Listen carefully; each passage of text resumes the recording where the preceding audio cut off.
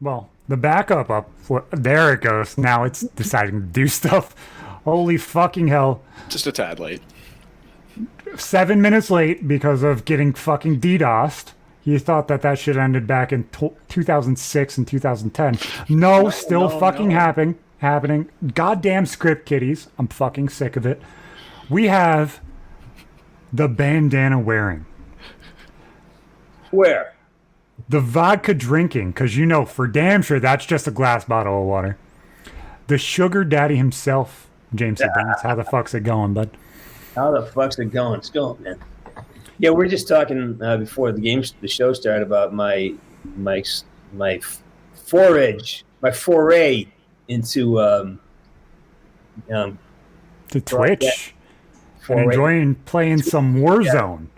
And it's like, actually, I enjoy doing the Specialist HQ from Black Ops 4 better because, I wrote all that shit. And I had forgotten all the writing. And there's some amazing shit. There's some like limericks and poetry in there that's just hilarious. Yeah. And I had forgotten about it. I mean, that was 2018 I wrote that.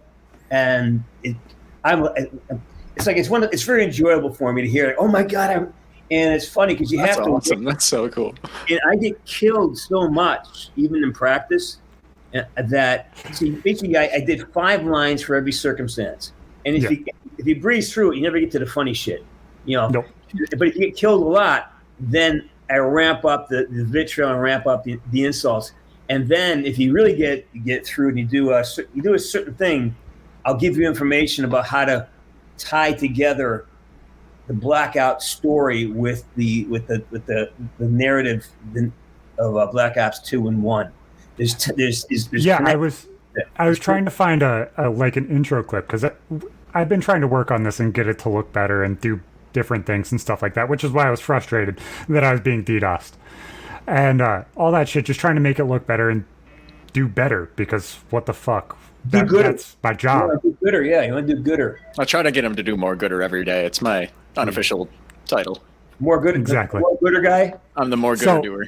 Yeah. I was trying to find like an intro clip of like you making out with Mason's daughter or granddaughter, and that be the intro. And it would have been fucking funny. I wish that you would go through the entire game and do like commentary because you wrote some of it. You wrote some of Black Ops 1, Black Ops 2, and just showcase your story. Even if you have somebody who awesome play content. it for you, do back level commentary over top of the entire thing of like, this is what I was thinking when I made this clip, where this is this part of the story where this happens. And then walk through not only your kind of ideology to it, but the ideology towards the story and how it connects and how you play through everything. Because, that would be so fucking fantastic. You know how many people sit there and watch like the director's cuts of shit just that way they hear? So you would say do it as a live stream or do it as uploaded content? Do it as an upload. So uploaded stuff for sure. Yeah. Either go through and let it so that way you learn how to play the game if you want to keep playing the game, or have somebody record all the gameplay for you, blow through the game, make you look like a fucking genius, and then have somebody, and then you go through and write the voiceover and talk about what the hell is going on and everything else. I feel like I feel a bit disingenuous because that happened for me when my buddy Adam Rosas, who was one of the directors over at Treyarch, like he and I, he's the first guy I worked with at Treyarch back in 2009. So he and I worked way back. So he pulled me a bunch of great. I got on, but he did something because at Treyarch they have all these computers. So they made it so basically I never got killed. And I got killed just by turn close, and so basically it was almost on autoplay. I just had to be there, kind of pulling the trigger every now and then. So I got a bunch of game footage where I looked pretty good, but it's all horseshit because I had no control. It was all kind of set up for me just to run through and shoot things. We won't tell anyone. It's fine. Yeah, and if you see me play, sometimes you see like shit just starts dying around me for no reason because it's. Anyways, that's. But like your creative commentary over it, and like you storytelling and telling why this connects to Woods and everything else. Oh yeah. Because it is your character. You're part of the story. You're the main character of the entire thing. You could sit here and just storytell the entire thing, and it would be super, super interesting. Yeah. Well, especially Black Ops 2, because there's so many layers in 2. What I really wanted to happen in Black Ops 4, and we just never got to do it, is I wanted to bring it around. I wanted to create a whole other level where we had almost like an alternate universe. There's this whole other idea I wanted to do with it, but there just wasn't a budget or the time to do it, so we just had to end up with what we have. And I'm really proud of the training, the Specialist HQ, and we buried a lot of information in there, man. There's a lot of things in there that absolutely. I discovered one today using Serif, and I forgot this. I mean, again, some of the stuff it's long form poetry too. I do lyrics, I do some Shakespeare stuff, and it gets very funny. And I just then all of a sudden I heard one of the what I call little paragraphs I do. And these paragraphs contain bits and pieces and clues of how to piece this together. Burn it. Today's was the guy who has the flamethrower. I can't remember. It says burn it to the ash. Before the dream to end, you have to burn it all to the ash. And the dream is referring to Mason in his with the numbers in his head. So there's this thing. We're trying to take all the different archetypes, the specialists, and blend them and guide them to answering what was really going on in the Blackout. No, absolutely. And I always thought the story of Blackout was the most interesting thing ever. Oh, you're putting these characters into a simulation that's fucking with them. The same one that Mason dealt with in Black Ops 1, and how is this transposing and being described to all these people? Because there's no way in hell there's going to be a war-torn area in fucking in Northern California. There's just no fucking way. There's no fucking way that's going to happen. You explained that whole part of like the lore of it to me before, and I had no idea that's what it was, because I kind of quit following the COD games for the most part after like MW3, really. Yeah, it's such an intricate and interesting storyline, and they get away from it everywhere else. They have Black Ops 4, which is essentially the multiplayer and Blackout are all done within the characters' minds, which is the most intricate and interesting way to put that entire fucking thing. Yeah. That is how it should be done. Yeah. Well, every single time. The thing that the Easter egg that ties it together is that cut scene towards the end where I say it was you in the box. No, it was you in the box. It's always you.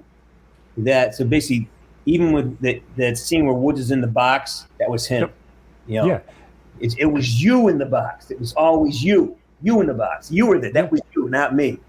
Because in Black Ops 2, as the movie opens, you open up a shipping crate after going through, I think it's Nicaragua, it might be Africa, and Woods is sitting there on the shelf, surrounded by dead people. That's one of the most gruesome scenes in any of the Black Ops games, any of the Treyarch games, period. Yeah. Insane. I have behind the scenes footage of that too, of what it looked like when we shot it, like the actual set that day. It's kind of cool. That shit right there, man. The like little intricate shit that you could do. Even if you want to sit here, we have an editing team. We can get this shit done. It would be interesting to see like the little clips that you have, people, like and like the back talk. Like the cult following that the Black Ops games have. Yeah. People would kill for that. Like, we could do a lot of cool shit. People love that shit. Yeah. Just do it. Let's get it done. Hell yeah. And I'm not talking like, let's just bullshit this and say, let's get it done. No, let's actually do this shit. I think you know me better than that. What I say, I mean. So basically, when I tell you I'm going to show up on your show, I show up. So I know you do. Yeah. So that's how I am to everything. If it's not cavalier for me. Like my time is precious. I say no to many things. But this sounds interesting. And quite frankly, I don't have the time. The idea of someone else doing the gameplay is a great idea because I'm fucking terrible, man. I really don't. I'm just awful. I cannot aim the gun. I don't. The problem is I keep looking at the barrel, but I have to look at the crosshairs. That's why I should be killing these guys, but I'm not. I'm missing them. Oh, it's the crosshairs. And then I try to, I just hit the wrong button and I change. Just so many things that I'm having fun learning. But anyway, to sit there and narrate over something, just stop it. That'd be great. It'd be fun. Right? Like, even if it was just level by level, just get decent gameplay of each level and have you watch it back Yeah. and do commentary. That'd be sick. That'd be awesome. Oh, this is what I'm talking about here. This is me shooting it, and then sit there and just splice in clips going back and forth of how you explain how things happen, how you did things. And I would just run through the entire story. Just go out through all 3 of them that you're a part of. Maybe throw in a little blackout gameplay. We'll get there. We'll get there. Well, the blackout stuff would be integral because I wrote all those Easter eggs as well. I wrote the scene with you're in the box, the scene with what's her name, the girl, Yeah. and then the scene with Menendez, and the scene with what's his name, Sam Worthington. Mason. Yeah. Anyways, there's all those scenes where I had my hand in all that stuff, and me and Dave sat there and said, "How can we make this have multiple rewards for people who are trying to dig into this? We got to make each word have 3 layers of meaning to it, so people can go in and go deeper and deeper and deeper." Yeah. No, absolutely. And that's what I think. Courage, Yeah. Because if you make it so that way, there's no HUD. So essentially, it's like a movie. You're watching a first-person game, but it's like a movie. You zoom in the screen slightly, so that way there's no HUD. You can't see the how many shots you have left. You can't see how many people are on the radar. You just are listening to you and watching the game, and then you have the voiceover and that kind of stuff of playing through the game. It would be super, super interesting to do. I have a couple of those on the channel. They were pretty well received. Yeah. But like a full cut of like the 2-3 hour long game or whatever. Oh my God, that'd be massive. Oh, that'd be massive. And especially like if we could go through and actually get everybody signed on, like even if it's us and then you and Mason, and just have your guys' voiceover of like, this is what we did. I think getting Sam Worthington might be tough. I think that might be tough. It might be, but I don't know. Maybe I could voice Mason if that's what I got to do. Well, obviously, I don't care who they replace. So exactly. Why not you? Why not you, man? Exactly. I'm Hot Little Zach. Fucking do it. Let's go, bud. So, first off, congratulations, motherfucker, on Deviation Games. That was fucking huge. Yeah, I was really wondering on whether you were going to get on board with them for a while, too. A lot of people were talking about it online, and it seemed like it was going to be the case for a while, and I'm glad it is. Well, it's... What can I talk to you about? Yeah, I was gonna talk to you about it beforehand, but we ended up. No, it's off the table. Yeah. Believe me, the person who announced me of that article was Dave Anthony. He woke me up in the morning and said, "Hey, look what you got! What have you been doing?" I go, "Dude, I haven't done shit." It's all guesswork. No, what that is, it's people are reading way too much into that. Is there a spot for me down the road with that franchise? Who knows? I would hope so. Yeah. But I did work with them in another capacity that I can't. I helped them build the studio. They have a new studio in Santa Monica, and I pretty much helped them put that. I project managed that for them, and for a number of reasons, Dave he tapped my shoulder and said, "Can you help me on this?" And I go, "Yeah, sure." So I left my lakeside house. I was playing hockey on a lake, writing music up in Massachusetts, and he said, "Can you come back and help us?" And I did, and that's turned into a few other things with him. So I am working. I was working for and with Deviation Games, but not in a creative capacity. And although I have been blessed with knowing what they're working on. Absolutely. That's not a conversation to ever have. And do I fit in there somewhere? Who knows? Well, I can't say. Yeah, I know you can't say very much. I like what they're doing over there. I like that they're bringing in people not only from the community, but people that helped create characters and actually build out backstory. Because obviously, most of those guys are either COD commentators or people that backed the COD community with zombies and stuff like that.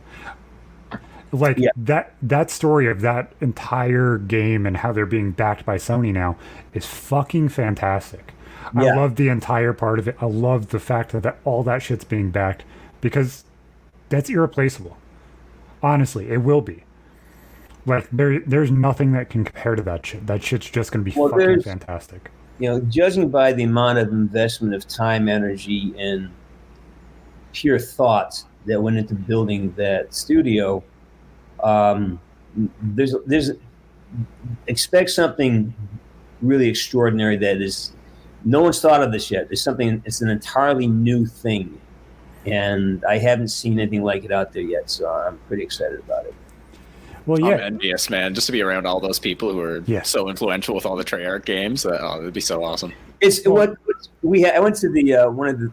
They had a lot of parties, so I go to some of them, and it's funny. It's like old home week. I mean, everyone's there from Black Ops 1. I mean, like it's just like the same guys I was with 11 years ago. Rosa. I mean, just everybody's there. They all came over and joined forces there, and it's an all-star team. Yeah. And it was fun. I mean, we have a lot of fun, and it's just there's such a how can I say this? It's such a reverence, such it's just a fun environment. It was such a successful game for everybody that it's like it's just it's like being on a national championship team. You'll never forget you did this together. Exactly. 10 years, but wow, we did this. Remember this? Oh, remember this? And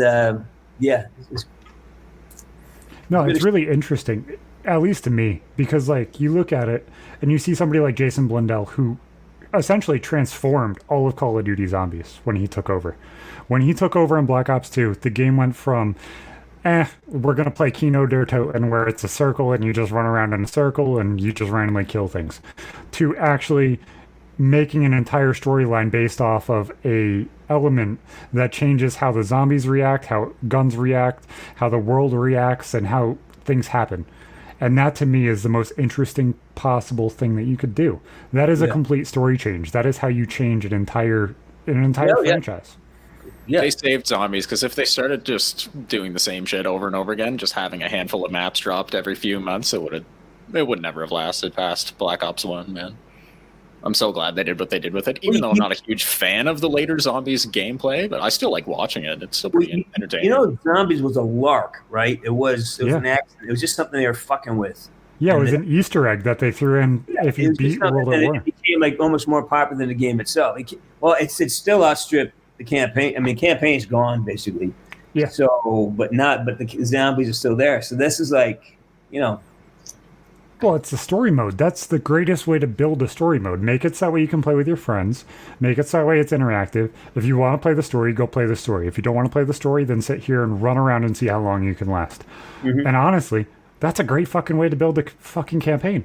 Absolutely. You could play the story if you want, or you could just say, fuck it, I don't want to. Right, like you already know Black Ops 1's my favorite Call of Duty game, but when you just think of the trifecta of the campaign being as good as it is, the multiplayer being as good as it was, and Zombies, oh man, so good. Yeah. The nostalgia. Yeah, I mean, it's funny. I was watching. I have the games as movies. They gave me I have Black Ops as a 5-hour movie on my computer. Now the resolution is wicked low because it's from back in 2000. Yeah, it's 540. But I was and I get drawn in. I get the narrative works. The drama works. And I was marveling. And even Black Ops 2, the story works. I mean, there's a couple glitches for me. Like, wait a minute. Wait a minute. When did my eyes turn blue? Because Black Ops 1, my eyes are brown. Now they're blue. All right, so that's okay. I never thought of that as your older character in Black Ops 2. Holy shit, I never realized that. Yeah. And they modeled it. The first year they didn't model it quite. After it was me, but it looked more like Adam Rosas. I mean, that's what they almost took Adam Rosas's face. I think maybe as a joke. And then after Black Ops 2, it really looked more like me. Then when he got old, it really looked like me. It looked like my father. It's fucking creepy, man. It's freaky. I look at my father, and that's Fred, and I love it, man. Love the game. Love playing it. I can see why guys spend decades on this thing and don't want to do anything else. Like the dopamine, the adrenaline. Yep. I was trying to get off today. I haven't got my first kill yet. Got a couple assists. Got my first points today, which is awesome. I know your reaction was fucking I think I was there for hilarious. the first points too. Yeah, you're over the Yes! team was Oh, fucking prepping yes! up and everything. It was. I tried to clip your voice line right before that because you literally said the voice line as the fucking character said the voice line, and I was like, "That's fucking hilarious!" Like, I just can't. But, Well, that is also I get excited because I got I thought I got deployments. Like I got redeployed 9 times. I don't. Is that a victory? Did I win? No, I no, have numbers. don't care. I had goose eggs. Now I got a number. That's a W. That's a W, man. So far as I'm concerned. Fuck, I wish everyone had your enthusiasm with that, because some people get so tilted, like not getting like 20 kills in a match or some shit like that. Man, it's wild. Well, when you look at it, it's for me. There's 2 things going on. Like I know this shit so inside and out. I go, and a lot of times, oh, that's what that was for. Oh, I remember that. So I really get distracted. Like you see, if you watch me, sometimes I'll just walk around and look at shit. Like, especially when I'm doing the trainings, I'll like shoot coconuts. Oh, the coconuts move, Yeah. And then I'll open doors just because. Oh, wait a minute, there's paper here. This is here for a reason. I can't remember what the reason is. Because there's all these Easter eggs. And when I got my writing assignments, oh yeah, listen, you're going to be attacked by this helicopter. Make something up about this helicopter.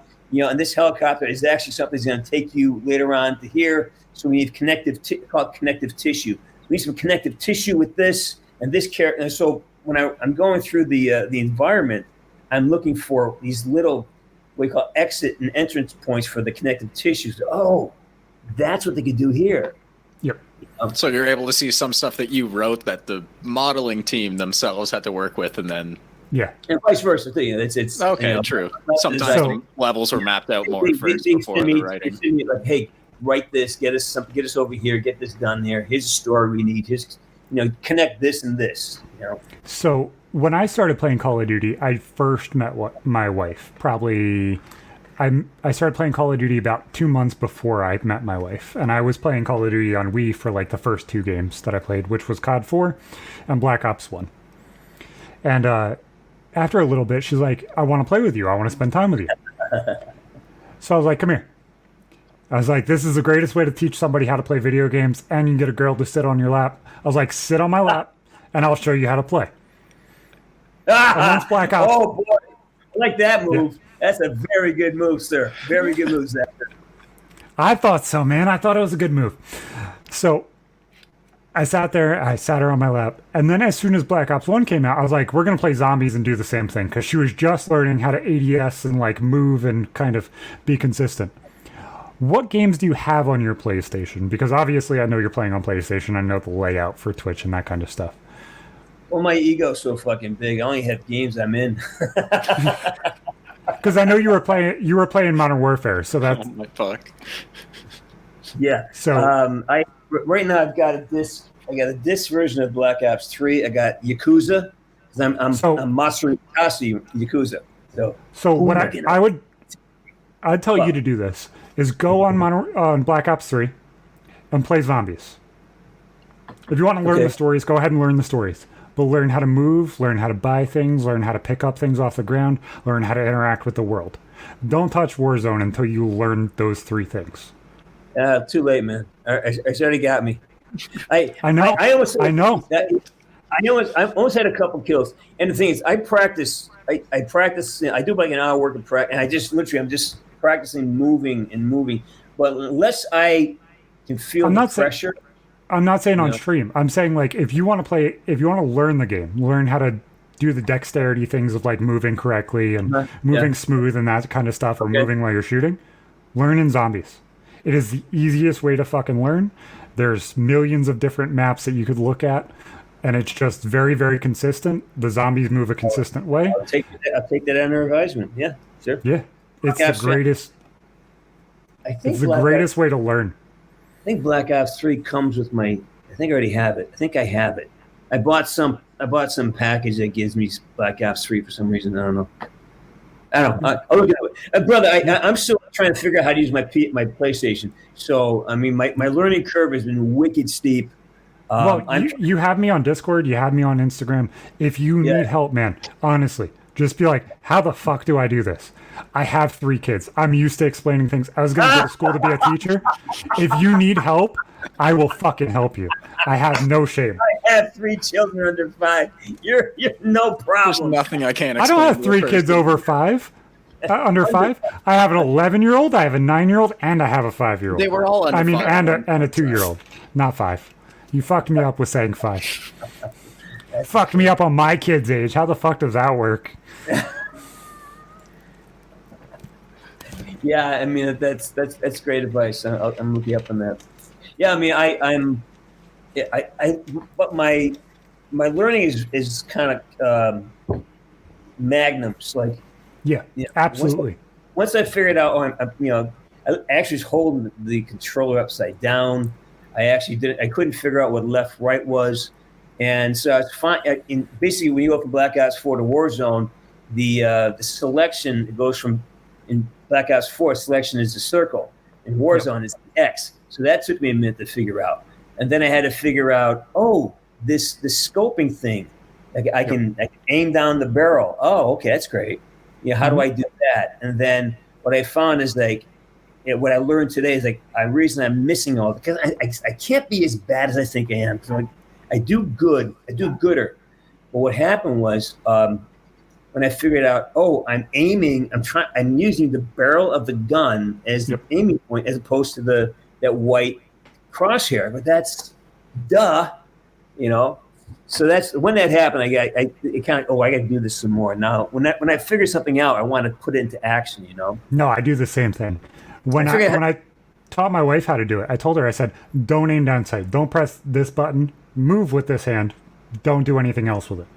Learn how to ADS with your crosshair, and then so you're using the little circle thing, the little arrows that point to the center to tell you where to shoot. Yeah.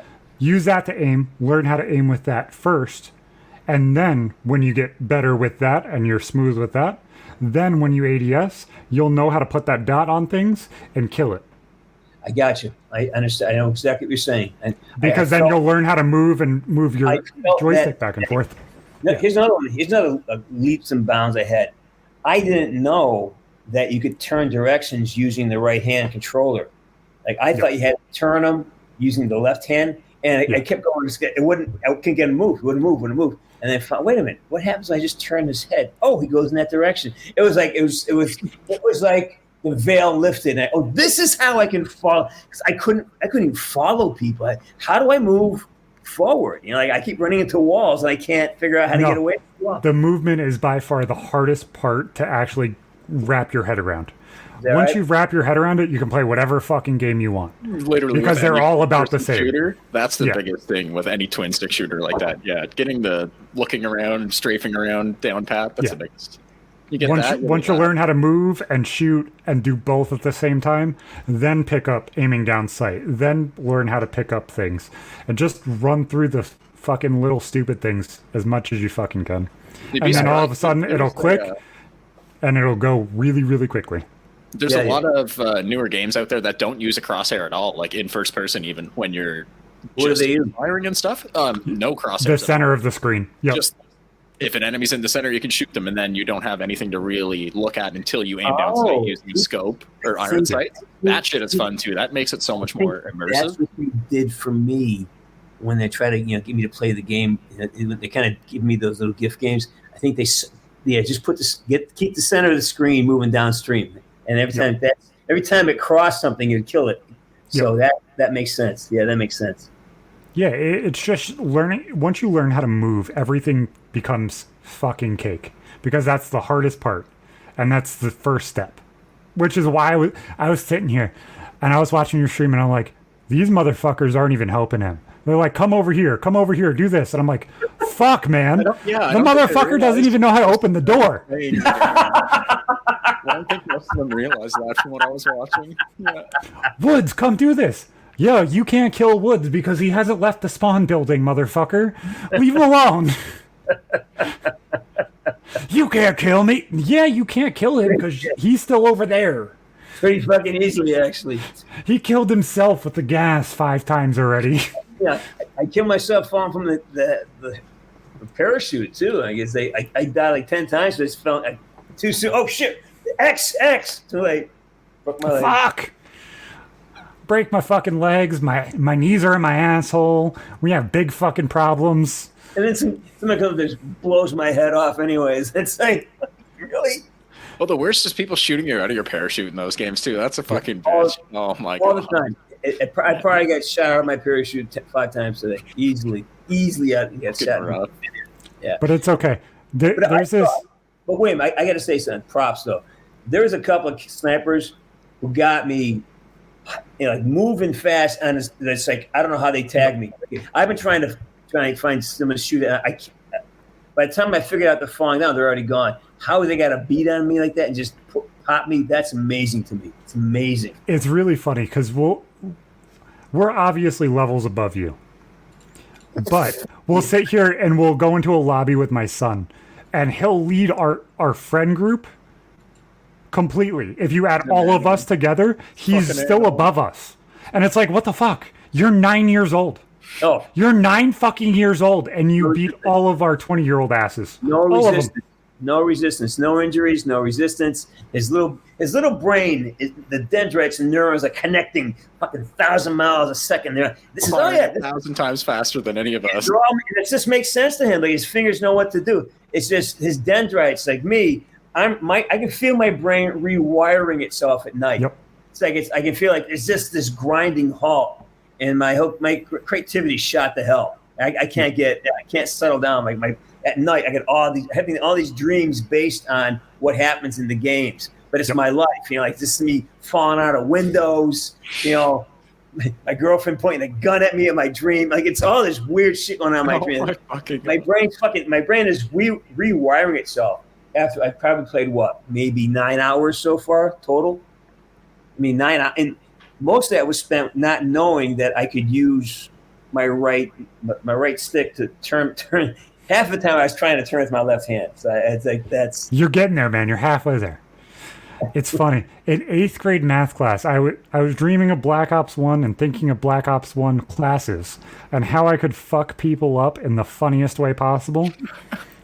In 8th grade math class.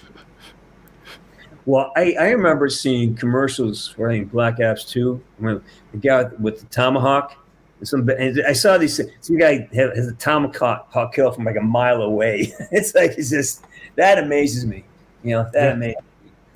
No, it's really weird. It's really genuinely weird being able to talk to some of those people now because of PK and everything else. It's like I can actually talk and interact with the people that I watched, and that's just so surreal because it's like I wanted to play COD with you. Now I'm sitting here talking to you, and that's just weird. I'm talking to you about a job. That's mind-boggling to me. All of that shit is just crazy. Yeah, it's a funny world out there, man. It's shocking how close everything really is. I mean, everything is so close. Oh, there's so many celebrities who, even just in the last year, started streaming on Twitch, whether it's gaming or just chatting content, making art, shit like that. It's cool. It's neat. It humanizes a lot of those people when they can actually interact with their fans live. It's awesome. Well, you blew your entire load, which is the funnier part. Because if you waited like probably a couple days to stream and we helped you set it up and you had somebody else playing for you and you used their gameplay and just talked over it and just hid your hands, you could have been like this bitch Nadia who's fucking streaming to 20,000 people, not playing the fucking game clearly because she went on a live stream with Call of Duty and failed the entire thing. Supposedly number 1 person in Warzone, though. Was she one of the streamers for the last beta? Is that the Nadia thing? I thought that. Yeah. I thought you were talking about Nadia Comaneci for the gymnast. No, there's this chick Nadia who's, I guess, part of the Call of Duty player program now, who streams to 8,000 to 10,000 people daily, not playing the fucking game. She just talks about it. She looks like this and has an aimbot in her top screen that she can sit there and see the person in the next room. And then she goes down and plays the game. And then all of a sudden, magnets on that dude, shoots him, fucking kills him. And like, it's so clearly, blatantly honest that it's happening. And she blatantly, bold-faced lies about, I'm not cheating. Every single guy that says that I'm cheating right now is misogynistic and afraid that I'm a female and leading Warzone because of clips like this. And then it shows a completely faked clip where she fucking just hoses all these people. It's like you can't That do wasn't that. you. Yeah. That wasn't you. I didn't know that. That never occurred to me. That's well. There you go. Yeah. Oh, with And a lot of first-person shooter games, especially at the like competitive level, when you involve streamers and stuff too, there's so many people who end up being found to be using different hacks, whether it's for aiming or like invincibility, shit like that. Yep. It's wild the lengths people will go to. But tell me how Especially when funny you're it doing would this be. shit professionally.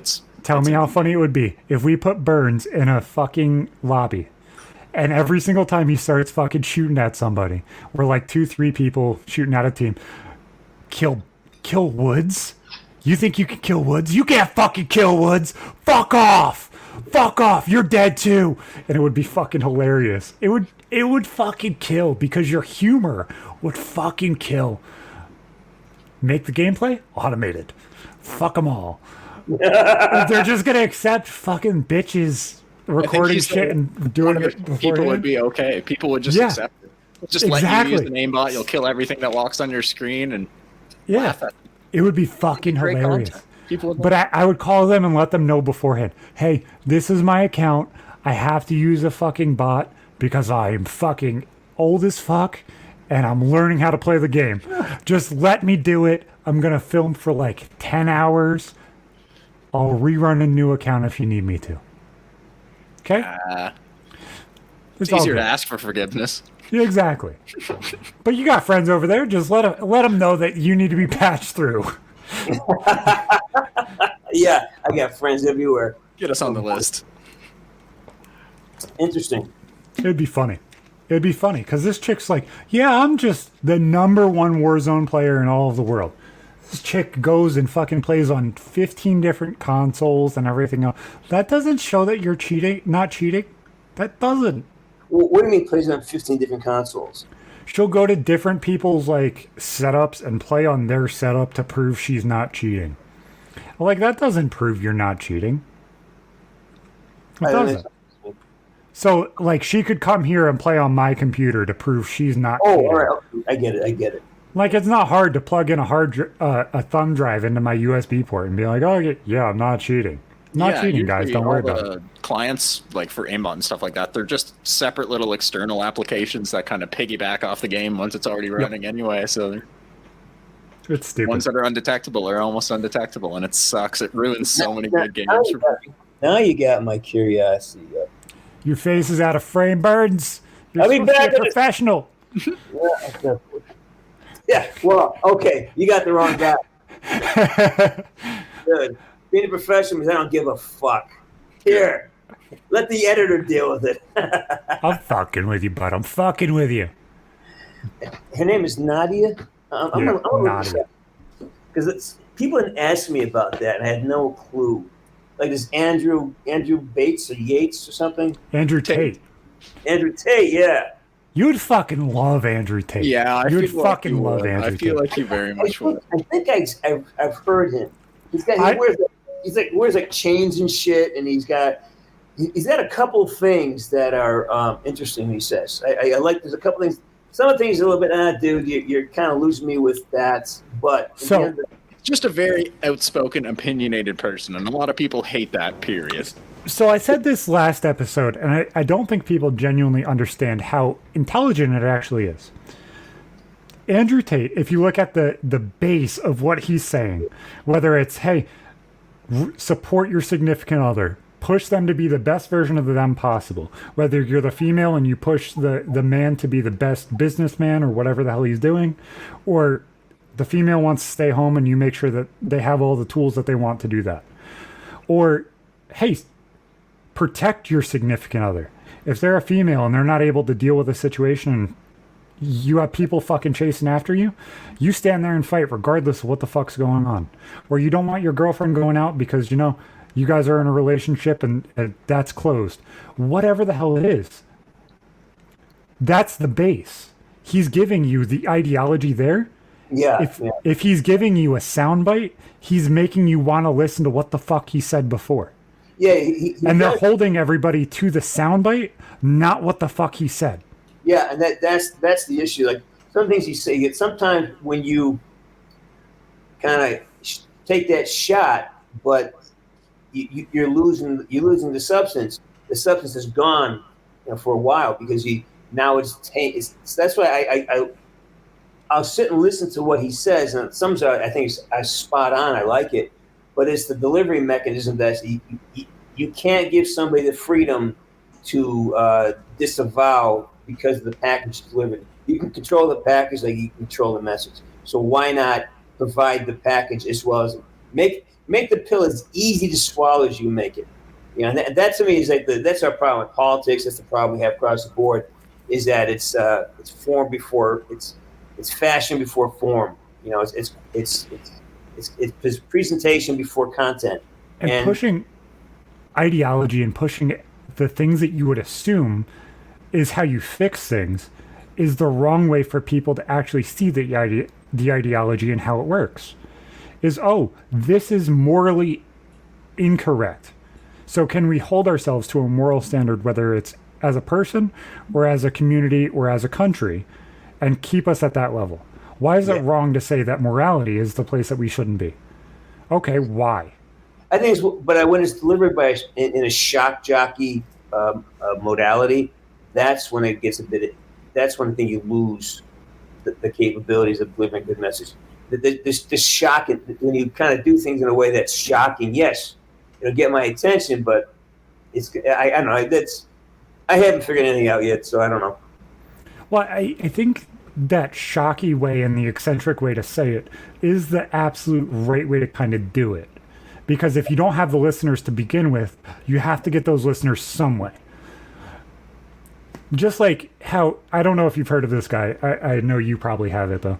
Kevin Samuels. He was a very, very intellectual black guy who kind of did a lot of relationship advice. Mm-hmm. And it was individually talking to people. He would bring them on as video calls. He would interact with them and be like, ma'am, okay, you're telling me you want the 3 6s, which is you want 6 figures of income, you want 6 inches at least of dick, and you want 6 feet in height. How do you rate yourself? She's like, well, I'm at least an 8. I do this, I have a business. He's like, ma'am, you don't understand. You're 35 years old. All of your good years are fucking gone. Nobody gives a fuck about how much you make. Nobody gives a fuck about how much you actually take care of yourself if you're 35 years old. Because all of your years where people care about your looks are gone. Do you know he passed away this year? I didn't even realize that. And then you'd be like, ma'am, how much do you weigh? How much do you weigh, ma'am? He would be so blunt with it. Oh, man. And they would be like, I'm 180 pounds and like 5'5". He'd be like, ma'am, you're 40 pounds overweight. You are 5 pounds from being obese. And you're saying you need a 6'6" man. You're saying you deserve the 1% of men when honestly, ma'am, you're average at best. Because nobody gives a fuck about how much money you bring home. Nobody. The only person that's bringing money into this situation is you, ma'am. The only person. And I'm like, yeah, I get it. I agree. I see it. You're not wrong. I forgot about his content. I used to see him everywhere on like Facebook, Twitter a few years ago, like 2-3 years ago. I said this last week. I was like, in 6 to 9 months, he's canceled. He's gone. He's removed off the internet. I bet you. If he doesn't die, he's removed offline. And I don't think I'm wrong. Yeah, I think I am familiar with that. I've heard that. That's magnificent stuff. There's so many people out there kind of talking reality. Like the one that's really up in the air right now because of the Roe versus Wade thing. Like, look, it's a way of avoiding responsibility for your actions, right? Yep. You may want the freedom to say, I don't want to be pregnant. I did this thing. I don't want to take responsibility for what it creates. And I say, okay, fine. If you want to fight for that, then you have to fight for the man's ability to say, you know what? It says, I don't have a choice on whether that kid's born or not. I got to have a choice whether I want to pay for it or not. Yep. That's got to be. You can't have one without the other. That's always been my argument. Is like, hey, if you're going to give everybody if you're going to give one half an opt out, give the other half an opt out. And I am a person that would have dealt with that the worst. I've been poor as fuck my entire fucking life. Never had a fucking dad. Never. I've had a stepdad. Never had an actual dad. If that dad opted out, that changes that pregnancy. I guarantee you. And that might mean that I'm not fucking here. But that should be a right. It should be. I should be able to say, hey, I'm not going to fucking be there tomorrow if we get one tonight. I should be able to. Now, you should have to opt in just like the woman does while the woman is pregnant. If you opt in, you're fucking stuck, just like she is. If you opt out, there is no fucking coming back. Again, it really has to be. We as men, we don't see where we are not empowered to do certain things. As fathers, you're always the last. You're not going to get the kid. Men die first. Men die younger. Men have more diseases that aren't talked about. There's no ribbon in the NFL for testicular cancer, but we have a lot for breast cancer. Yep. There's men's health is always secondary to women's health. Yep. And what's for me problematic is our media is so happy to create these divisions because they get people paying attention. So it's all about I see media, especially like commercials, creating this havoc with, okay, we'll focus on women's issues, and women's issues are men's fault. Yep. Not only do they do that, they say, okay, you're not loud enough with how you want things. You're not loud enough in what you want. So you become louder, and then you're a problem. Then you're mansplaining. Then you're complaining, and nobody wants that. You then say, you know what? I feel like you're full of shit. I feel like you're bullshit. The shit that you're doing is fucking garbage. Then I'm a piece of shit because I'm saying that how you're treating me is bullshit. Which means that I'm toxic and I'm too masculine. Then I say that how you're fucking doing things and what you're doing fucking hurts. And it makes me depressed. Or I struggle mentally. Then that makes me a bitch and a pussy because I'm talking about my mental health. It's bullshit. It's honestly fucking bullshit. No matter what way you go, you're kicked. Well, I think you have to take it's for me. Say they shit or get off the pot. Yep. Either you live in a world where you say, I'm gonna create my own definition. Yep. Other people's words, thoughts, and actions are not going to be parts of my personal evaluation system unless I agree to it. So if something makes me feel, it's because I allow it to or I want it to. And if you hold that true, you can sit in any fire that exists because you don't feel the heat's not real. Unless you want it to be real, you want it to affect you.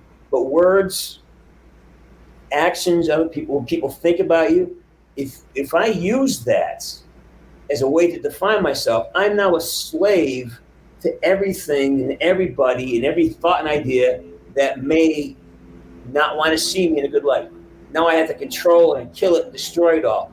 But if you truly live in a place where I create my own definition, it's easy.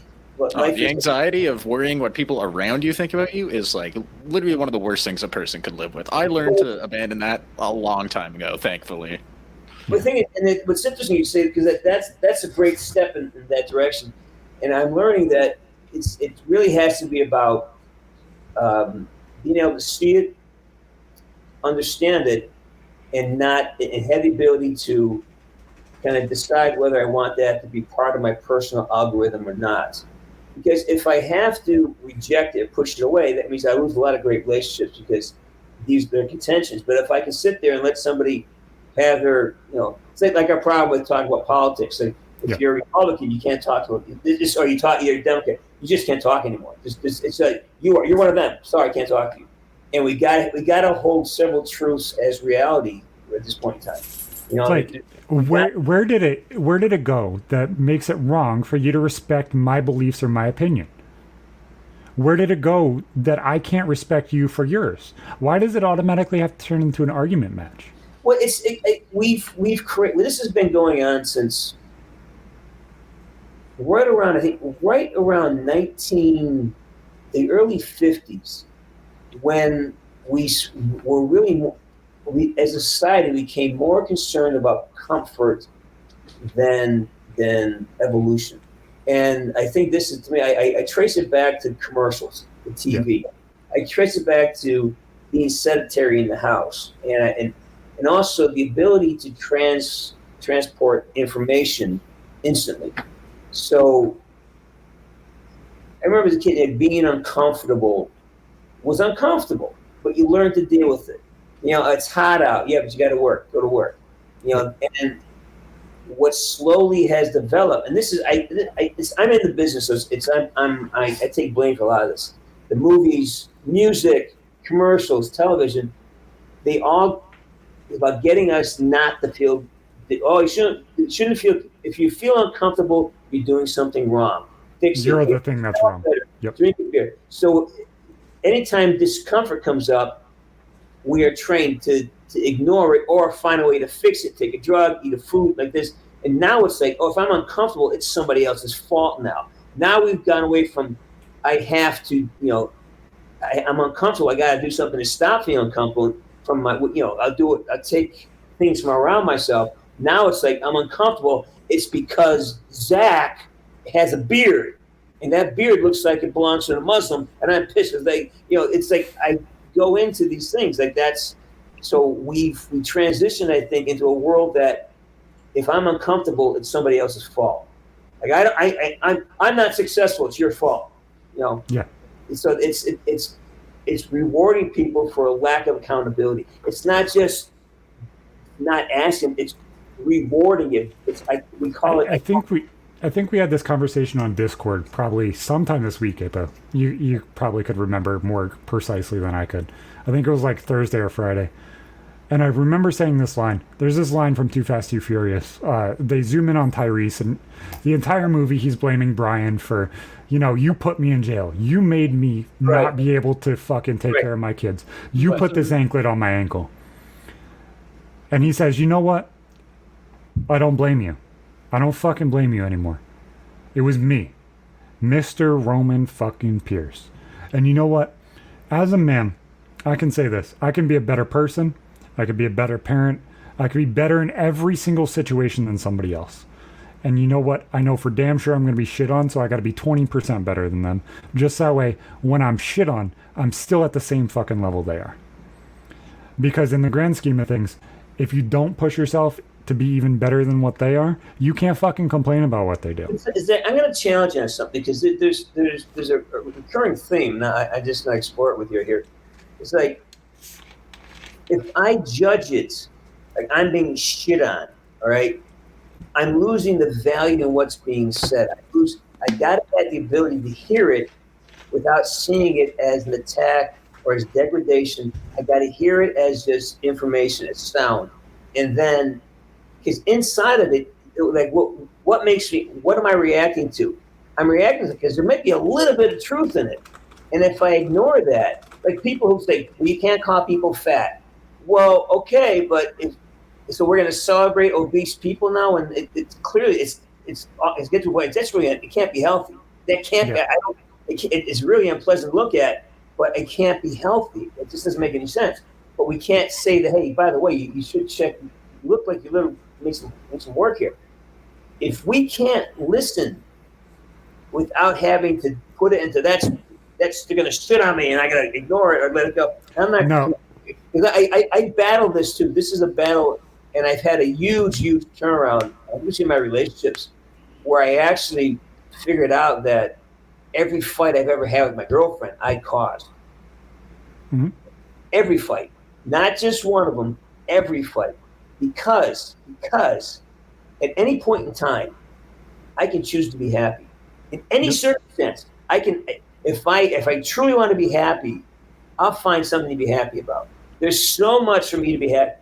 But if I keep focusing on the one or two, that something, and it may not even be real, maybe me just, it happened 20 years ago, and that proves that yesterday, that's why you said it. Like, and she's like, what are you talking about? That was like, what? How do you make? But and for me, I realized, oh my God, if I just, there's like in any circumstance, there's something to be seen that, oh, for me, I have to do gratitude every day. I have to check in and find gratitude for everything every day. No, I absolutely understand that, man. I genuinely do. Because you do have to, like, if you're not a happy person or you are a happy person, if you don't push yourself to be accepting and okay in some situations, then you're never going to push yourself to be okay in situations. You're always going to see the fucking negative. You just are. Yeah. But in doing that, saying, hey, I'm going to be happy, I'm going to be okay, I'm going to push myself to be better, regardless of how hard the situation is, doesn't mean you can't be critical of said situation. Doesn't mean you can't change said situation, and doesn't mean you can't better it. Just because things are shitty doesn't mean you can't change it. Those are two truths that are mutually viable together. Absolutely. You can't, I mean, yes, there's criticism, but I don't have to kill myself because I'm criticized. Or that critique is not I mean, I got to live with two or three truths living at the same time with me.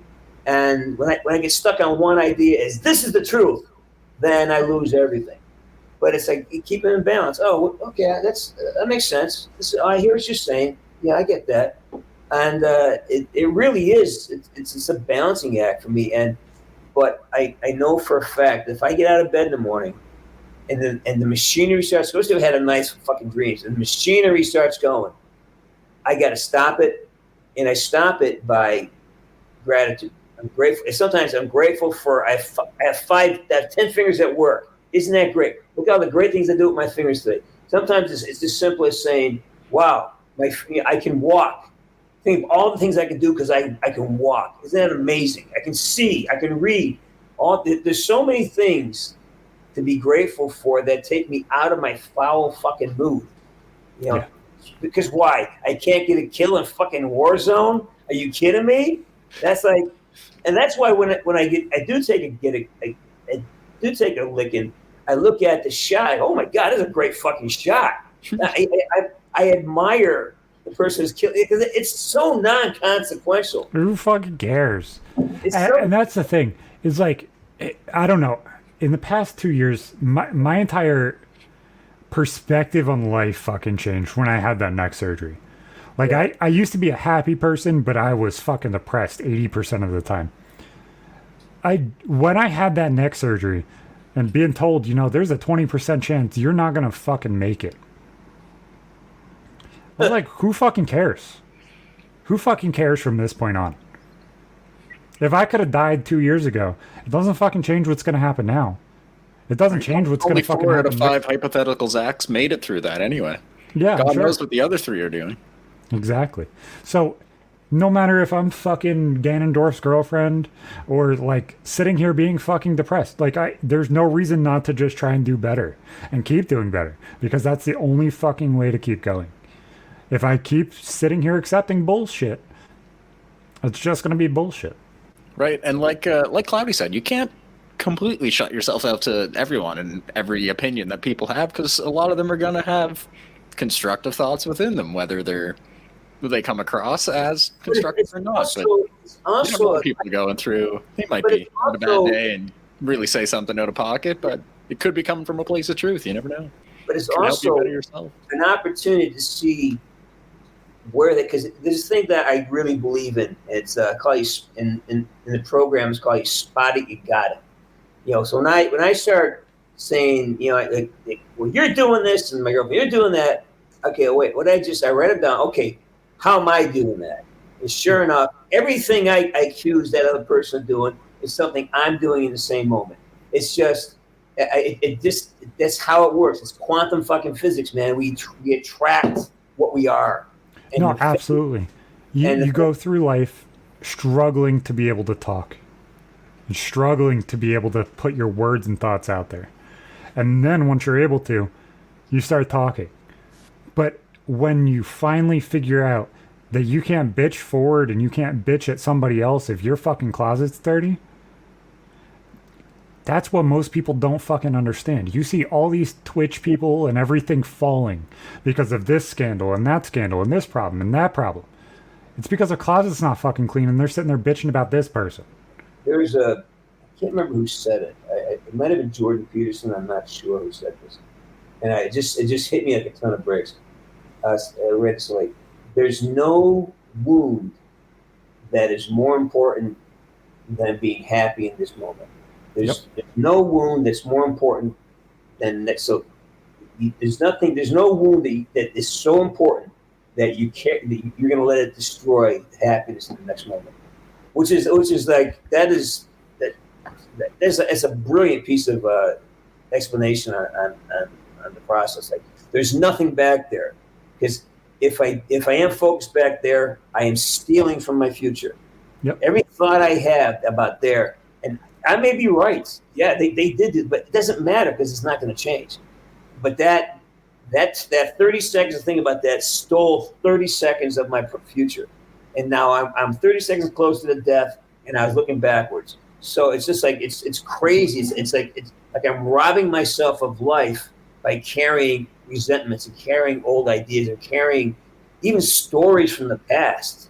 Like, you know, when I go to have a reunion coming up, and I'm kind of, you know, I don't know if I need to go because I don't want to talk about the past. And it's hard because people you haven't seen in 40 years, they know you from when you're in high school. They remember you at 18 years old, right? Yep. And that's what they need to see you as. So it's a lot of mental gymnastics to go and stay present without losing, enjoy the relationship, but I don't want to lose today. You know, I have work to do. I got shit to do. You know, I can't give it time unless I use it as reference material for writing or work. Then that's how I justify things. I try to let me find a good story to write about here. There's going to be a song in this, but if it doesn't provide me fuel for the next step, I really have a hard time, going back and talking about it. Nah, I completely. Which is why it's so hard for me to sit down and edit the Call of Duty stuff, because it's just kind of when I start looking at the old material, if I'm not really in a place of understanding what I'm building, it's like I have no life force for it. It's just I have no interest. But if you were to do it, it's because that's why I'm saying I don't take it lightly to say, because if you're now I'm collaborating with you, with you guys, now there's a new possibility. Oh, what's going to happen from this relationship? Where's this going to go? Oh, this is new. We're taking the old, bringing it together, something new. But for me to do it on my own, fuck this. You know, I don't like the sound of my voice that much by myself. You know. Yeah, the editing, we could take that off your hands. It could be done. We chop her up into smaller, easily digestible bits to do. I absolutely cannot stand the sound of my voice. Yeah. Because my voice sounds so much like my fucking sperm donor of a father that I cannot fucking handle. Are you guys' voices that similar? Seriously? No way. Okay, so I had a really fucked up story. I called my wife on the home phone in our last apartment. Left a voicemail because she didn't pick up. I came home. I'm like, oh, there's a voicemail on the mailbox. Like, you expect people to get the voicemail that you leave. Maybe miss out on one that you didn't. Press play. And I thought I heard my dad. And I was like, why the fuck is this motherfucker calling? Hearing my own voice caused me to have a month worth of reoccurring nightmares. Oh my God. From what happened in my childhood. I'm much better now because I have to fucking edit my voice all of the fucking time. You gotta hear it almost every damn day now. But fuck. Man. Fucking hell. It was so bad. It just automatically triggered me like, nope.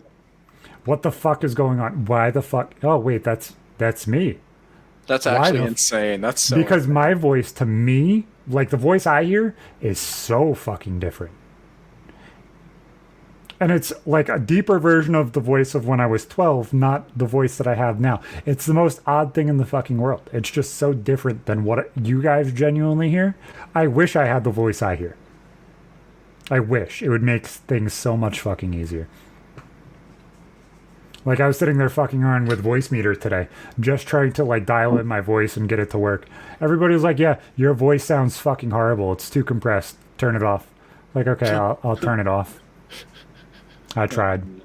Could be some settings in Voice Meter too, some bandwidth you got to up for one of the channels or some shit. I haven't used it too much. Like I said, I've only used it to get my laptop audio on my desktop. Yeah, I wanted the whole bassy voice of like a radio host. So I just wanted to add more depth to my voice. Well, there's a trick to that. Yeah, you could also do it digitally, which is what I was trying to do. No. There's an actual. You got to get really close to the microphone. The microphone will now pick up deeper. This get like real like when you. That deep, rich sound. That's mic technique. You get really close to your microphone, your bass will be much enhanced. Just try it. Real close. I mean, like almost like you're kissing it. Really close. Oh, that's disgusting. That was absolutely. You need disgusting. Jesus. Why do I need Jesus? I'm not a person who's fucked up by mouth sounds. Some people are. I'm sorry if any of you are out there watching right now. I don't even think the audio went through. I don't even. It went through. It went through. It went through. Oh, did it really? Did it really go through? See the quality of how it's much more resonant and deeper. No, I can't hear it. Only you can. I'm going off completely what you guys are both hearing and how you're reacting because I don't monitor my own voice because I would end up killing myself because I sound too much like my dad. I didn't realize your guys' voices are that close together. See, no one would ever mistake my voice for my dad's voice. Like it's deeper? Scarily close. I don't even know how I'd describe it. Closer to Scottish because he's only 3 generations back that his family came from Scotland. I still have a bit more of like an actual Cape Breton twang than he does, though. It's weird. Hard to describe.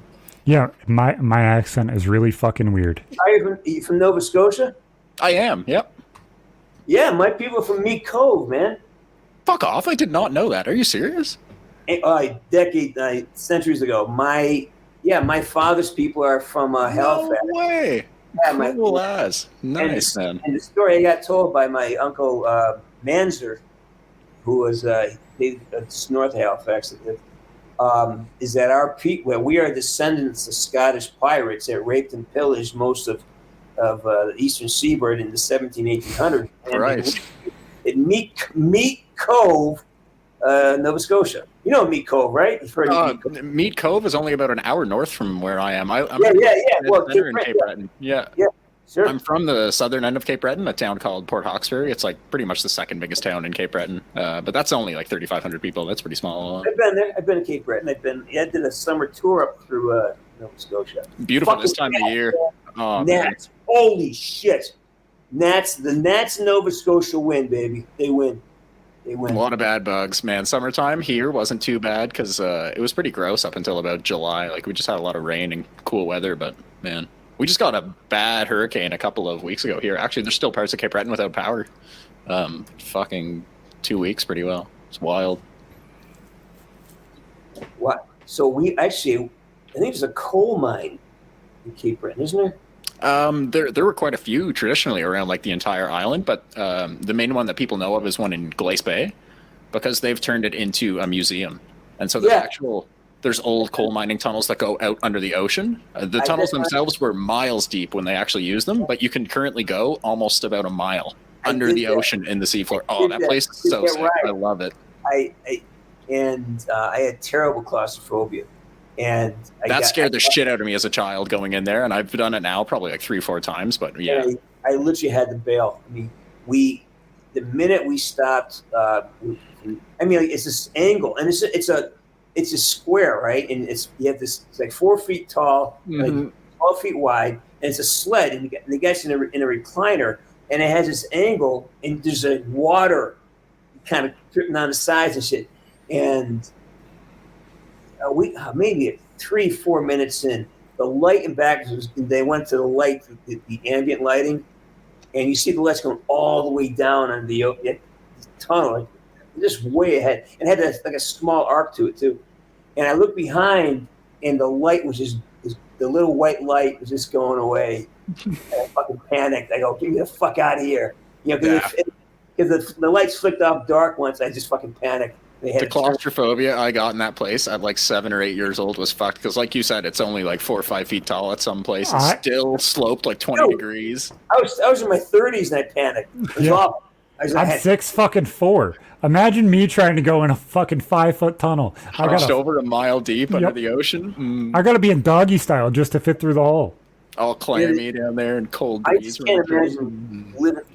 The guys who do that for a living are a different fucking breed, man. No, you want to know who's a different fucking breed in the same exact job? Have you seen people who cave? Do you know what caving is? Yeah. They find a vagina on the Earth's surface and they fucking dive in it for some reason. They're like this. And they go on this big rock crevice and they're like, I'm going to see where this goes. A person fucking died like 2-3 days ago. They fucking went down this crevice and it went into like this bowl cave. And then there was like another crevice on the side that he had to go in head first. You get stuck. It got stuck. Dude, I panic when I can't get out of a room in Warzone. I can't imagine. It's like, no. I do not have any interest. I like caving, but I don't like diving in rock pussies. Like stuff that's like a foot wide, I'd stay away from. Fuck that. No. Like if I can't walk into it and walk back out of it the same exact way, I do not want to go head first or feet first into the great beyond. Although when I was in Hawaii, in Hawaii they had this one cave. It's an old lava tunnel. It goes on for miles, but it's massive. I mean, it's some parts it's 30 feet high, and there's like only one place that gets a little tight, but you can see on the other side of it. There's big room, so I was able to rush through it. But that was really interesting. The lava tunnels in Hawaii, they went for miles and miles and miles. There's a cave system in central New York called Howe's Caverns. I know you've been around here. Yeah. So a couple years ago, they're like, we're going to do a nudist cave trip. And I was like, that sounds like a fucking blast. I didn't end up fucking going. Oh my God. I fucking wish I did because it would have been cool as fuck. But they did a fucking nudist trip through that fucking cave. And it's fucking sick. And it's one of the... I don't know if being nude in the cave is something I want to do. Yeah, man, bugs and shit. I'm good. There's no fucking bugs down there. There's a field trip that you... It's not a real cave then. No, it's like... Hold on. I'll find out exactly how far down it is. My fuck. So, it is... I don't want cave tours. I don't want a pricing package. I want to know what fucking depth it is. Like, how fucking complicated is that? Can you just give me that? If you just search nude cave tours, that might not come up with what you're looking for. It didn't, which is why I found something else. Okay, just making sure. I Googled Howe's Caverns. I'm not an idiot. But, so this cave was built fucking 6 million years ago, which is fucking sick. And all of them are like big round fucking cave holes. And then you travel in like these little fucking, probably like 6 foot wide hallways in between each cave hole. And it's fucking sick. We went on a field trip there in like 4th grade, 5th grade. It was fucking awesome. Nude? No, fully clothed. But they just did this nudist thing probably 2013, 2014. I thought that was fucking cool though. I was like, yeah, that sounds like a blast. They had like 2 people from Survivor there that were going to do it naked with you and everything else. Like it was pretty fucking sick. That's so weird, man. Yeah. Sure, why not? Sure. Yeah, why not? Why not do it? Sure. Bugs. Every cave I've ever been has shitloads of bugs and spiders, man. I don't want them going. Spiders, maybe. But there was no like gnats or mosquitoes or anything like that. There's running water and everything else. It's weird. It's honestly odd. But yeah, it was super, super fucking cool. I grew up in Western Mass, so we drove by Howe's Corners all the time. Howe's Caverns. I used to see it all the time. Yeah. I went to school in Schenectady and I went to New York a lot, so I always saw Howe's Caverns on the thruway. Yeah, that's 30 miles from where I lived. You're in Selkirk? No, I grew up in Catskill, which is where Mike Tyson trained for the second half of his career. Yeah. Yeah. I know cat schools, yeah. Yeah. All that stuff, yeah. I went to Union. I went to school right up the street from you guys. It's connected, yeah. Yeah. My neck surgery and everything else was in Albany. It was fucking fun. Oh wow, this house cavern looks insane. Yeah, but they have like nice like metal walkways and railings. Yeah, and everything. That's cool. That's cool. No, it's sick. Honestly, it's sick. With all the caves and mines in Nova Scotia, aside from the one coal mine that James brought up, there's nothing that they've actually like professionally restored around here, which is so sad because we have mines going back to like the 1800s that they could do cool shit with, but they just don't. For that nudist thing, they told you, bring a pair of shoes that you're going to be comfortable in and bring a backpack so you have a thing to drink and hold your phone and that kind of stuff. But no flash photography or anything after we say phones off. I was like, that's fucking cool, man. Honestly, fucking cool. Did it get cold down there? No, it's like 50 degrees all year round. It's weird. Hmm. You can go there in the middle of winter and it's like 40, 50 degrees. Oh, no way. Yeah. I wonder if there's a bit of geothermal heating from probably a little bit water down there. That's kind of cool. Because it's deeper than what you would expect it to be, but it's not as deep as you would want it to be, I guess. But everything's moist. It's like a rather odd pussy. It might be Mother Earth's vagina. Who the fuck knows? I thought that was Mariana's Trench. I thought her name was Mariana. No, that's just her crack. That's her ass crack. It's on the other side. That's on the other side. The other side. I was watching a movie that night, this old Vietnam film called Tunnel Rats, about the guys who used to go into tunnels to fight the Vietnamese and the Viet Cong in the tunnels. Just a brutal film. Brutal fight. It's called Tunnel Rats, yeah. From 2008? Yeah. That one? Cool. Freaking brutal, man. And it's just, like, no one survived. Everyone died. Like, everybody died. All the PC died. All the Army guys died. Everyone died. It's just, and the deaths were horrifying. And these are true stories too. Like one guy stuck his head up through it. Like he's trying to get out of the tunnel system, and this little VC girl sitting there with this bamboo spear. He kind of squeezes out the little crawl hole, and she puts the spear right through his neck. And then it's just one guy drowns. He gets stuck in this water. They had these little water pet. It's a great movie to watch to see just how brutal that warfare was. It's brutal.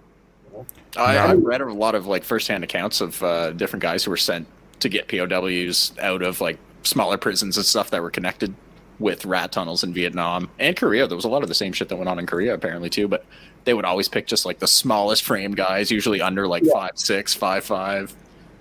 Scary, man. Yes, I mean, some people are built for that. Some just feel comfortable in confined spaces, Like, I don't like, this is the part of it where I don't understand. They're like, yeah, you go in those rat tunnels with a knife in your mouth so that way you can stab somebody if you need to, and then just crawl. And then you find some little Vietnam guy sitting there with an AK. I was like, number one, how the fuck do you win that? How are you winning that with a fucking knife in your mouth? I don't get it. Like, I genuinely just don't understand. I may be completely ignorant, but it doesn't make sense. Number one, I don't understand how you can reach up, grab the knife out of your mouth, and lunge forward with enough force to kill somebody. In the movie, what's great about the movie, to that fact, they had them down with those handheld flashlights with the top curves up so you can hold it this way, and they all had pistols.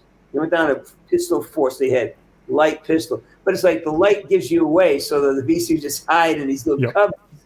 In which you come by and they stab, like they were doing the stabbings in the dark. Again, it was a good movie. I hope one day to talk. I hope I can find someone who actually did it. They're probably not alive. I don't know how you survive something like that. Like, Dick, I probably would have got shot for desertion because I couldn't have gone. I can't go underground. I can't. That sounds like the most traumatic way to fight in a war when crawling in a tunnel in the dark, knowing there's probably people in there and they're probably going to kill you. Shit's caving in. Yeah. And another one I saw the other night too is called Beneath Hill 60. Have you seen that movie? What was it? Beneath Hill 60. No. It's about this mountain. It's called Hill 60 in Belgium. It was trench warfare in the English, in the Australians. It's an Australian film. They dug miles and miles of tunnels under this mountain where the Germans were entrenched, and they put like 1 million pounds of TNT under there, and they blew the mountain up. And it's just, but it shows the guys who did the digging, and again, it's just like, how can you? I mean, they're under there for days at a time, and how someone can do that, be a miner, I don't. No, like, I hear these crazy war stories like those, and I'm like, I don't understand how you could do it. I don't understand how you could do it. And then I hear the like stories of my wife's great grandfather who fought in World War II. He argued to make sure that he could go to World War II, even though he was like a year too young. Came over from England over here to New York City and enlisted automatically because he's like, I'm going. And he has some of the most amazing fucking stories that I wish I could just like go in depth and know each individual detail and stuff like that. Where he helped fucking release all of the people that were in Auschwitz and Buchenwald. Like was part of the first people that were going in through the gates. And it's just like, dude, those fucking stories should be being told. Like, why the fuck were you not giving this story out at least? Like, I understand not wanting to get paid for it. Like, I get it. But, like, tell the story. Be there. Like, explain it. Push it forward. Like, I wish I could, like, articulate and say exactly what but I had no connecting details. But the fact that he was there, underage, and fucking was freeing concentration camps is insane. It really is. Oh, that'd be great to try to get him just to speak more about it, just for yourself, not even to he record passed or anything. 4 years ago. Oh, no way. I'm sorry to hear that. He went through and did voice memos for my wife's entire family. And my wife just got them. She's gotten through 20 minutes of the entire fucking thing. Wow. Oh, but, that's such a nice thing to do for people. That's so cool. Through like newspapers and stuff, like I can collaborate some of the stories and stuff like that. A few of the high schools going through New York State and stuff, he used to go and speak to some of the Jewish people that he freed from the concentration camps and stuff like that. They'd be like, yeah, you freed me. I remember your face. I remember your name. He's like, what tattoo do you have? Like open in front of like high school students, and you see both these old men just breaking down and like feeling horrible about like the shit that they lived and like helped each other and pushed each other through at the end. And it's like, man. Like not only is that shit heavy, but that shit should be like being told. That shit should be everywhere. That should be known. But it's like, that's the shit that we don't talk about. That's the shit that we hide. That's the shit that we can't go back and teach and talk about. Like that's the shit that's being hidden now. And like you portray people as negative people because they have a specific ideology. You portray people because they make a joke or you're looked at a certain way. When we had people that were fighting 100 fucking years ago for our freedom to speak and other people's freedom to go behind as themselves and speak and tell the stories that they've been through and the things that they dealt with. Now, I'm not saying that they're equal to like my wife's great grandfather, but there's people like Ricada, who's a huge friend of the show, who's being completely deplatformed right now. Silenced hard. I hate to see it. We have other friends and other homies like Brandon Buckingham, who's being shit on by numerous fucking accusations and everything else. That I both, and I can't speak for Ippo, but I fucking back them 180%. Oh, dear God. I think, yeah. No, that goes without saying. But I feel bad for those guys because, like, every single person that signs up for duty is supporting your right to fucking speak. Whether they're going there to save somebody or fight for your rights to speak, they do that shit. They're fighting for every single right you have. And they're shit on when they get back. Their stories aren't told. Their stories aren't fucking announced and told to everybody, and now we're even being silenced and those rights are being taken away. This shit's ridiculous. This shit's sad and it's frustrating because if you have a specific ideology, your family stories, those stories that are part of you and a part of the things that you've been around will never be heard because you have an ideology, and that's fucking ridiculous.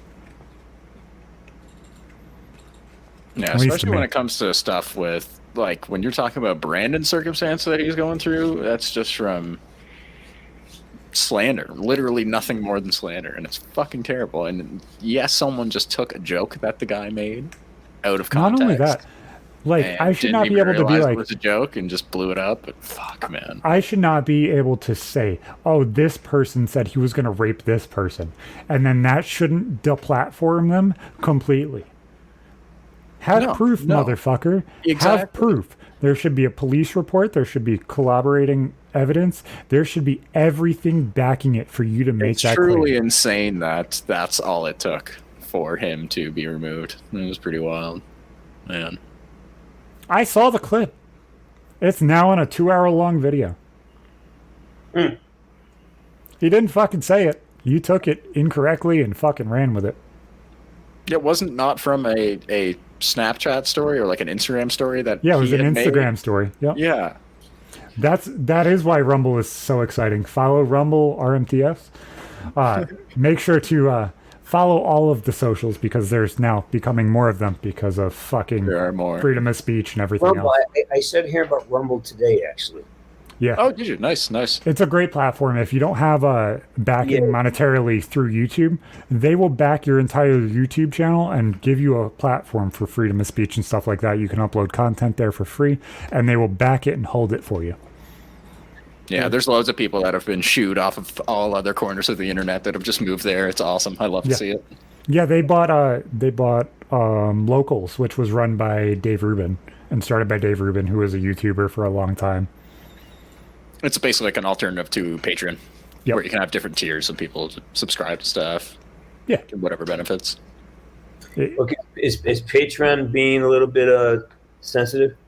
They're being super, super sensitive with nudity, which I get. Like, there's other platforms for that. That makes sense, yeah. But they're also being super sensitive if you are outspoken in any way. Yeah, there's a lot of like political commentators and stuff who have used Patreon before that Patreon's banned over the Yeah. last year even. I haven't heard of much of it before a year ago. Like, Dick Masterson was silenced completely on Patreon.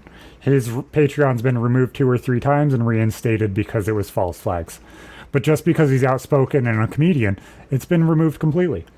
And if we're going to make our job and our business online, then we have to have some sort of consistency to it.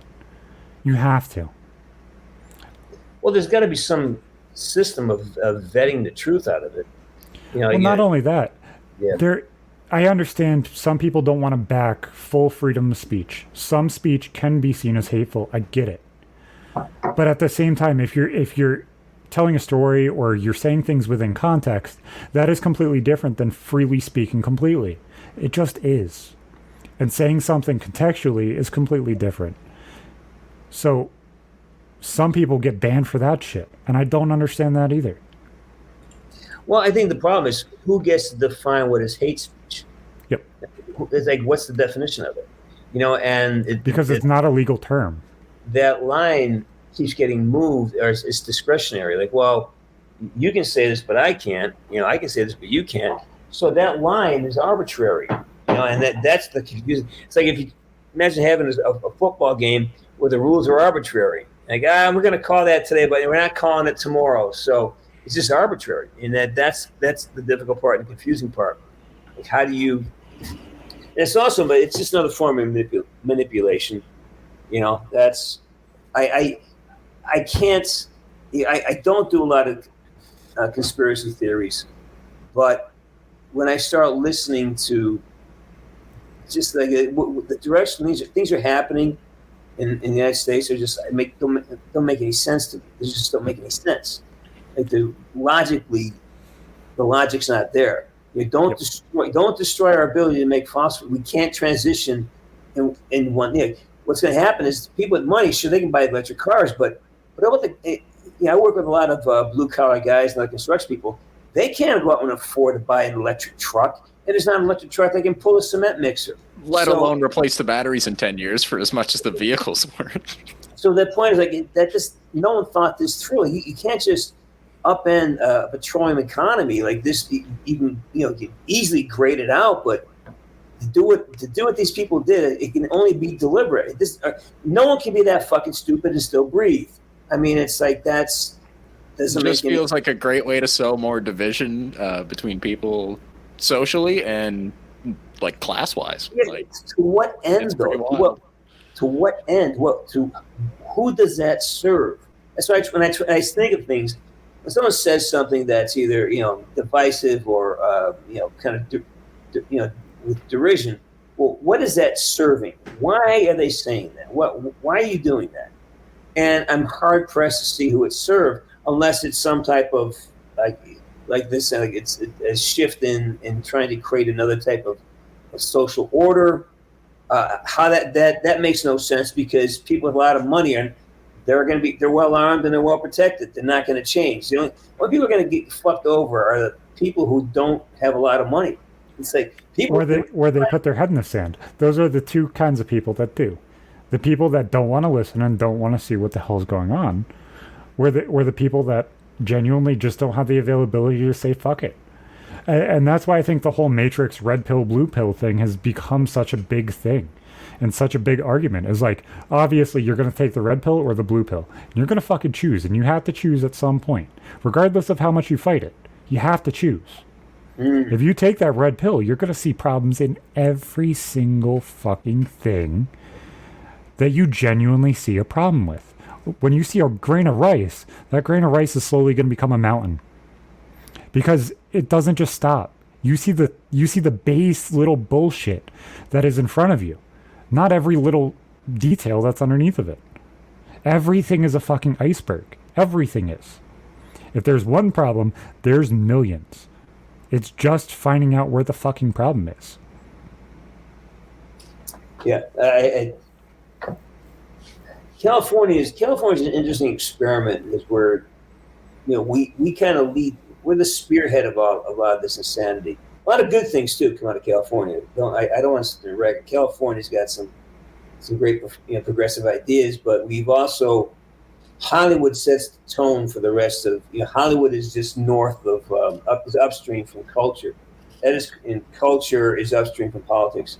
So Hollywood creates culture, and I get scripts and I see I have an audition now. I got to do after this, and the stuff that's coming across my desk is really interesting in terms of this is where the people who are writing this stuff now, it's called a mandate. They get a mandate. Like when I was working for Black Ops, they sent me my mandate. Here's my work order. Here's what we need you to write this today. And every script, every TV show has a mandate to it. Here, let us have this. And everything it's as if these protected populations are now treated like the majority. Yeah. It has to be like, I don't think there's that many transgender people in the world. There's not that many. 0.01%. To make that the focus of, like, okay, I understand kind of neutralizing the weirdness of it, but at the same time, to make that seem like that should be the centralized norm. It's kind of like disrespectful to people who aren't that. Not only that, and this changes the topic slightly just because I don't want to dive super deep into that, because I think that could all get us fucked over. There was this teenager who committed suicide. I think it was this week, maybe last week. Super, super sad case. She was, I think, 14 or 15. And she committed suicide, and they looked at her computer, and she was following a whole bunch of mental health professionals and people that push mental health, and let's normalize this, let's push it. And yes, normalization is the right way to go about it, but it's not the only answer. It's not. Saying that everybody deals with this, saying that everybody goes through this, isn't a way to make person A feel okay or seek help. If it's normal and okay, and everybody deals with it, then you're going to make every single person feel demoralized because you're saying that you're normal at that point. If you're depressed and you want to kill yourself, go seek fucking help. Yeah, it's not normal. It's not normal. Go seek help. Not because I want to shit on you, not because you're a shit person, not because you're broken, because you need fucking help. Literally, everyone deserves better. It's something that's been so grossly like romanticized in media, like books, movies, TV, in the last like decade and a half. It's weird. No, it genuinely is. Like that's why I'm so outspoken. Like I've been suicidal and depressed since I was fucking 4 years old. I wanted to kill myself. The first thought I can remember of wanting to kill myself was 4 years old. How many fucking people can say that? I don't think very many. Do you want to know how much mental health issues I have? Very, very, very fucking little.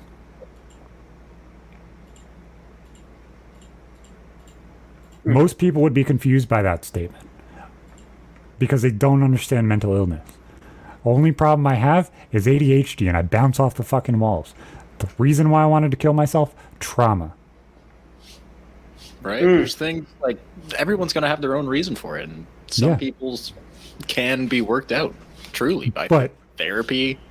But or long-term treatment with drugs, like it's not going to be the same for every person, but there's absolutely. And these people normalizing it and saying everybody goes through it, and depression this, depression that. Like I don't disagree with what Andrew Tate said. He fucking said, you know what? Depression isn't real. Oh no, that's certainly not the case. No, clinical depression I understand is real, but depression itself, as I'm feeling down, I don't want to do it. Yeah, the line isn't fucking real. Depression as an actual diagnosed illness and then just sadness or melancholy has been blurred. It's not only has it been blurred, it's been C4'd. It's been C4'd and it's been fucked, and that shotgun hole has been fucking fingered for the past 25 fucking days. But that goes back to the idea of like discomforts. Like being able to anyone who's ever worked out, who's ever tried to learn a computer program has suffered. It's uncomfortable. Learning something new is uncomfortable. Growing, evolving, kind of developing skills and ideas and spirituality and personality. There's some suffering involved. You gotta grind away some rough edges. And I think what's been stolen from people is the idea, no, you're doing good. Suffer a little bit. It's okay. The suffering's okay. This means you're growing. It means, hey, yes, it hurts when you're lifting weights. It does. But guess what? I mean, you're a little sore. That's okay. That's growth. And I think especially kids, they are robbed. You're uncomfortable here. Have some drugs. Yeah. They're robbed of the opportunity to deal with their discomfort. And if you don't deal with your discomfort, how are you gonna fucking grow? And not only that, it's like when you say these things in school, you're either coddled and told that you're amazing and the greatest person in the world, or you're shit on. And if you can't deal with either one, because depending on who you are as a person, it is completely 50-50 and you get a coin flip depending on if it helps you or not, you are going to feel even worse than when you said, hey, I have a fucking problem. And if you're a male, it's 10 times fucking worse. 90% of the time. Oh, I have a fucking problem. Oh, you're normal. Get the fuck over it. Yeah. Most people should get over it. Most people should stand the fuck up, get the fuck up, drink a beer if you have to fucking drink a beer, and move the fuck on. Because if you hold yourself at, oh, I feel shitty, oh, I feel depressed, oh, I can't do this, then what the fuck are you doing? Yeah, and I think that there's got to be that's got to be an education that we just don't have. Like identifying what emotions are. Feelings and emotions are different. Feelings is hot, cold, pressure, pinching. That's a feeling. All external stimuli. Yes, exactly. And internally, you can have a stomach ache. That's pressure. And if you have a stomach ache, I'm sure there's kids who don't understand between anxiety and having a stomach ache because our diets suck. People eat terribly. They eat junk food. Your digestion is messed up. So if you're feeling laggy, like if you have too much sugar, you're in a physical, your body shuts down a little bit. It feels like emotional depression, but it's not. It's just your body is not functioning well. being able to differentiate these things, that's what's lost on me. That I don't hear that conversation. Oh, are you? What did you eat last night? Have you been eating Cheetos and soda for the last 3 days and you haven't had a green vegetable in 3 months? Guess what? Your body's not going to feel good. But if there's no baseline, there's no education, it's going to be, well, okay, yes, I have all the symptoms of depression, but it's not, like you say, clinical. It's like, oh, you haven't fed yourself. You haven't rested. Oh, when's the last time you slept? Well, I've been playing video games at 3 o'clock in the morning for the last 3. Yeah, you're exhausted. Your biorhythms are messed up. There's so many things that need to be investigated before a doctor zaps you with some drugs. And I see that happening. And that goes for this whole gender identity. Like, wait a minute. If you're 4, 5, 6 years old, come on. I wore a dress when I was 5 years old. It's like, who knew? Nobody knows. But to say that, oh, little Jimmy's wearing a dress, he must want to be a girl. No, he just wants to try a dress on. Doesn't mean he wants to be a girl. He doesn't know that yet. I was having this conversation with my mom yesterday, because I was like, yeah, my daughter runs upstairs and wants to play cars with my son. My little 2-year-old daughter just loves playing with cars. So this is fucking awesome. Like, go fucking play with cars, kid. Like, you want to know the difference in between parents then and parents now? Parents now, when the son wants to get dressed, and this is going to be fucking clipped, I know, and I'm going to be a piece of shit. I don't fucking care. Parents now, when the little boy wants to wear a dress or when the little girl wants to go play out in the dirt with dump trucks and monster trucks, they fucking scream and applaud it and say, oh my fucking God, you're so unique. You're such a cool kid. No, you treat it like it's fucking okay. It's normal. You treat it like it's fucking normal because they want to play with a fucking toy. Exactly. You fucking retard. Exactly. There's a thing happening in LA. I saw it a few times last week, actually. There are parents who are celebrating a child who says that they want to become, they want to change it. And what does a kid want? Yeah, with maybe the kid say, I'm not. Oh, little Betsy thinks she may want to, she may be transgender. Oh my! And it's almost as if. And I was at a party, and it was just the oddest conversation. Like, they're almost proud of the fact, like, they have a transgender child. Like, your kid's 7 years old. You want to know what you should be applauding? Kids time to develop before they truly know any of that stuff. But kids seek validation. So if you validate, if a kid picks up a hockey stick and you validate him, he's going to pick the stick up again. If you pick it up and you don't validate him, he won't pick it up again. You want to know how not to have a piece of shit kid? When he opens that fucking door at McDonald's when you bring them to go get a Happy Meal on their birthday, and the entire fucking day is about them.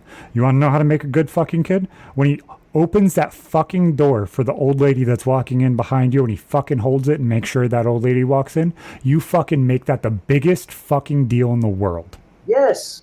Because you want that kid to be a good fucking person. You don't want that kid to be a piece of shit. It doesn't fucking matter what they end up. It doesn't. But the thing is this. It's going to be,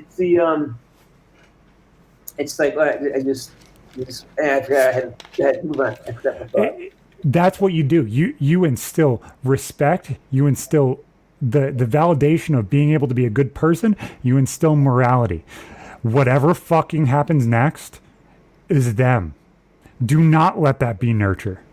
Do not let that fucking be nurture, because then you're a piece of shit. Regardless of if you force non-transgenderism, whether you force them being straight, you are the piece of shit. You are.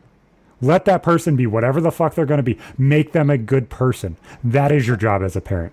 Teach them the rights, the respect, and make sure that they're an intelligent and intellectual individual and they're not fucking ignorant. It doesn't matter what the fuck they end up as long as they're not a fucking piece of shit. Right. It's like, especially in the case that you brought up, like it obviously is more than anything probably just the parents trying to imprint something on the child and them not really fully realizing and just seeking validation in a case like that. But that's like, you want to know what my sister did when she was 5? Now my sister's slightly special needs. She has a room temperature IQ. I love her to fucking death. But she looked at my mom and was like, "Mom, I have a penis." My sister's fucking straight up a female. Just thought she had a dick. Just thought she had a dick. It's fucking normal to question shit, people. Are you fucking retarded? But you know what? I grew up, and I'm going through it now, trying to learn to play a video game. I don't understand words. I don't understand language. Like, did she know what a dick was? And maybe she thought it was something else. Well, she said penis. I'm a much more vulgar individual. But maybe it's just a fun word to say. You know, maybe you don't know what that has got to be investigated. What do you mean by that? What do you think that word means? And to me, that's the key to everything. Is asking people, what does that word mean?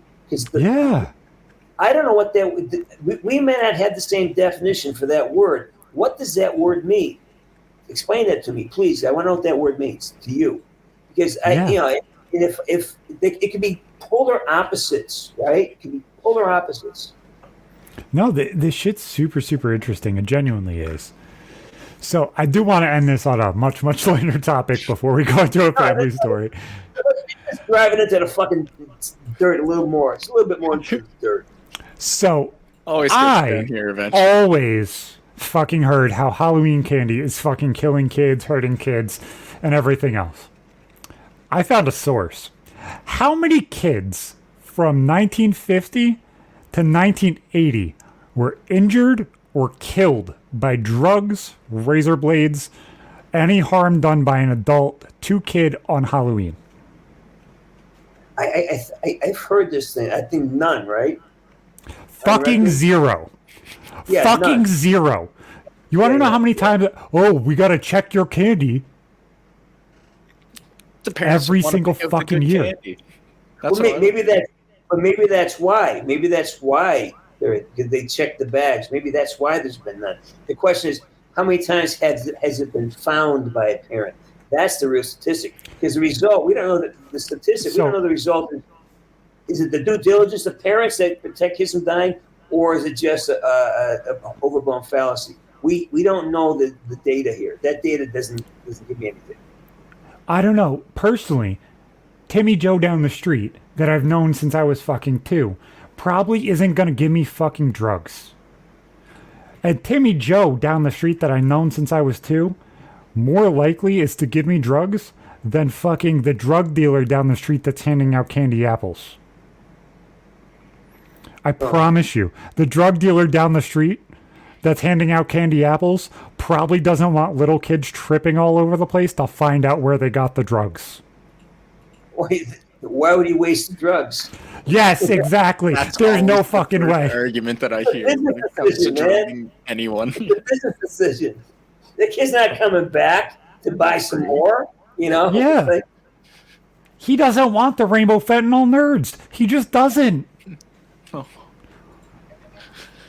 Little Susie Bob does not want the rainbow fentanyl. Remember when they brought that up when we were just talking in Discord earlier too? Like, man, like using packaging like that, even if it's just to smuggle it from one country to another, that makes it look like candy. That is just there is an actual problem. That is horrifying. Oh, I've seen the pictures of the fucking nerds boxes that you guys are referring to, and that's scary shit, man. Like that shit, it pisses me off because even edible companies do it. They're like, oh, we're going to rip off Reese's. Oh, we're going to rip off this. Yeah, oh, we're going to rip off Skittles. Either. It's just dangerous. No. It's just dangerous. A kid make sees it look different. It looks like Sour least. Patch Kids, and they just eat them all, and then half an hour later they are so comatose on the ground and like trying to figure out where up is. Even just with like THC edibles, I hate the idea of that happening to a child. Like, man, I don't want to know what that would do to a child like developmentally. Like 10 years old. Someone did that to me once. They thought it would be a funny joke to put pot in my eggs. They said it was oregano. I put pot in my eggs, and like an idiot, I ate it. And it's just a vertical hold on my brains. Like I couldn't get my eyes to focus. It was the most horrifying thing I've ever in my life. Had no control of my vision. I couldn't see, and like it's horrible. Doing that to somebody is this fucking this. Not only is it mean-spirited, it's just dangerers. I mean, that's fucked me up, man. You can't get somebody. It's fucking ridiculous. Like, I've had a lot of funny thoughts and jokes made with friends about, like, drugging each other before, but I would never do stuff like that, because that's just terrible. Like, you don't know what someone's going through at that very point in time in their own head. It'd be, like, even with marijuana edibles, because obviously you couldn't really drug someone smoking unless you told them it was like an e-cigarette. But because I have a long and storied career of smoking marijuana, but edibles I still treat with very much respect, because those things are fucking insane. Like the highest I've ever been was after decarbing a good like 3 or 4 grams of weed, crumbling it up in a big pot of soup that I made one night. I was already drunk, there was beer in the soup, and I figured, why not put weed in the soup as well? And I was stoned for like north of 24 hours. I shit you not. Like the next day or the next night, like, I regretted it so bad. I never did that again. So, what was your guys' favorite candy to get as a kid, and what was your least favorite candy to get as a kid?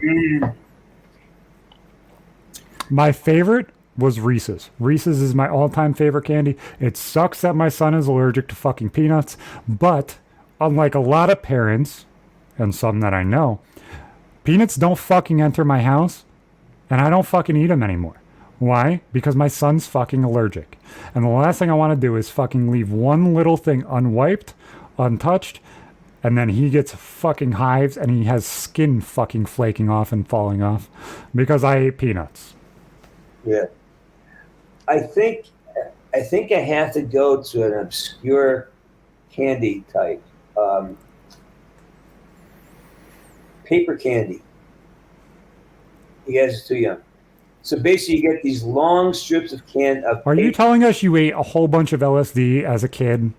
Is that what you're trying to tell us? That's my favorite kind of candy. It is just, but it's like these strips, and it has these colors, like little drops of sugar compound, like a little hard candy, and they're just dripped on this long paper. See. And like little, like small, like the size of a fly. It's a little drop of sugar. And it's sugar, but it's like a little candy, a little hard candy.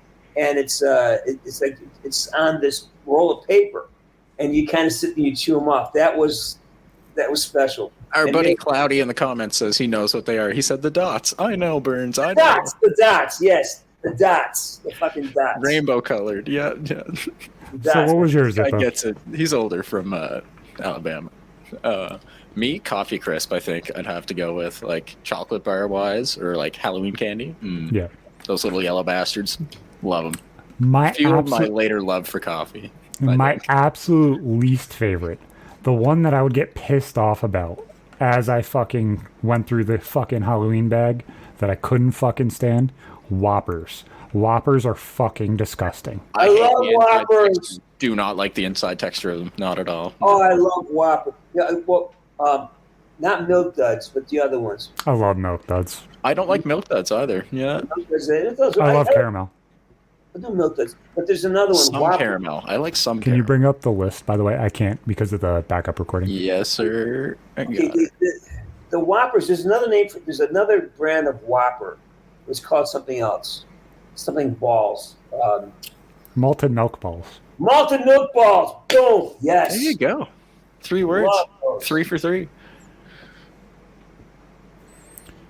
So, what was your least favorite, Burns? You called me out and said my least favorite was shit. What's yours? Oh, yeah. They called I think Mexican dollars.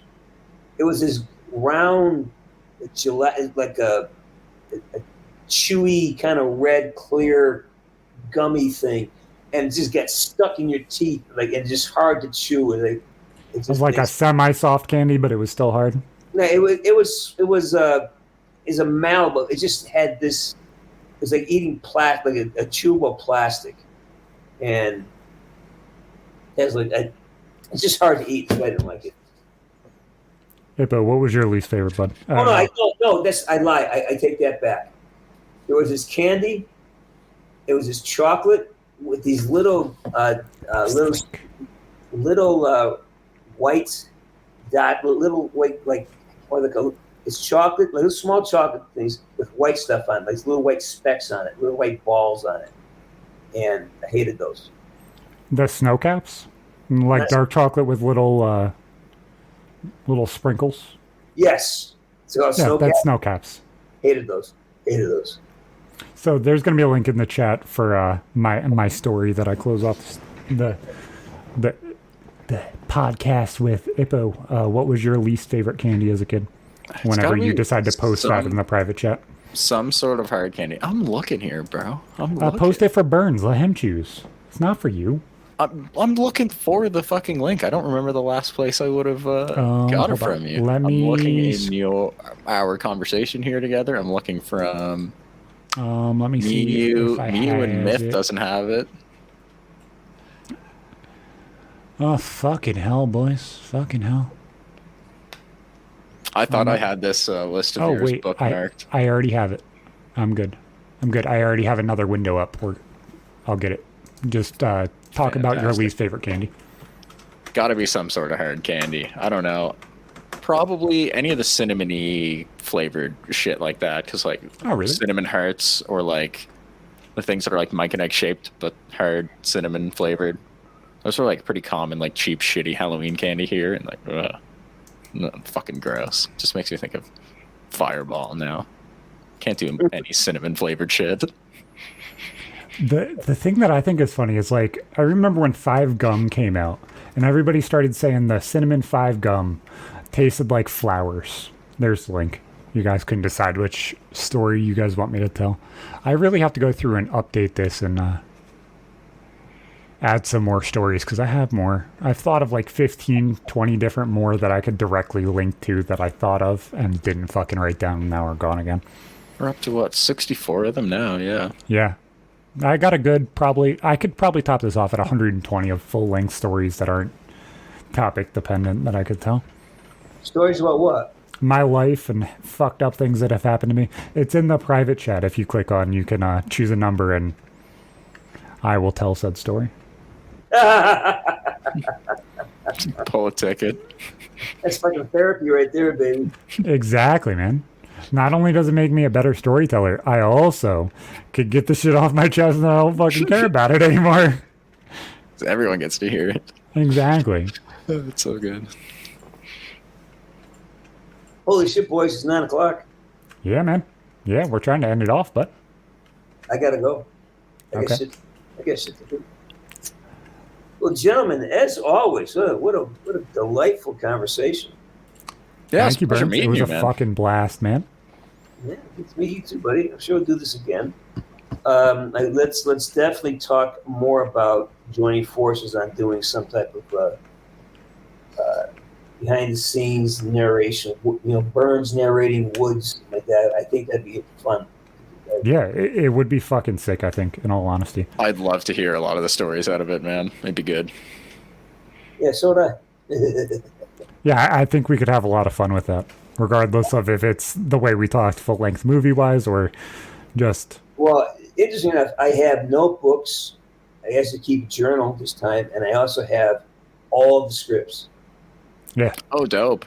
Oh, nice.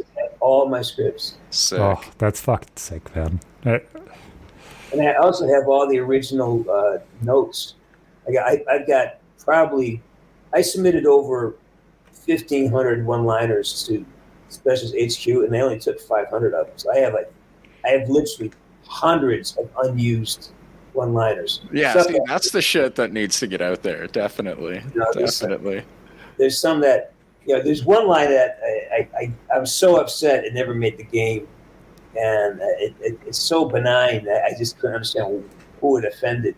But there's one line, it's like, take him out like a Tijuana dentist. Well, oh my fuck. Burns, You want a dentist. From what I heard, you were a hell of a sugar daddy in some TV shows. You were a hell of a killer. You sat there and went through a whole bunch of NCIS bullshit. You've done crazier things than any people would imagine. You've told stories about crazier shit than people could even put together in their nightmares. You are one hell of a dude.